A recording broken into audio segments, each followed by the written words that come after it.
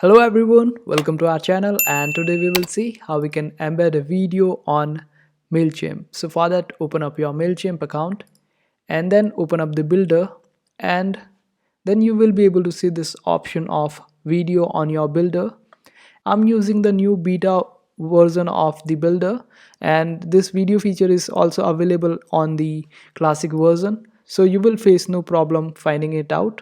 And after adding the video, just click on it and then paste the source URL from either YouTube or Vimeo or any other platform from where you want your video to be shown, or place where you have uploaded your video. So the thing is that the thumbnail that you are using on your video on YouTube will be shown here, and you are given some more options here to change it up as per your needs and requirements. So just explore them and change them accordingly, and after that just select it and save it. And that's how you embed a video on Mailchimp. I hope this video was helpful. Make sure to hit that like button and also subscribe to our channel for more helpful videos.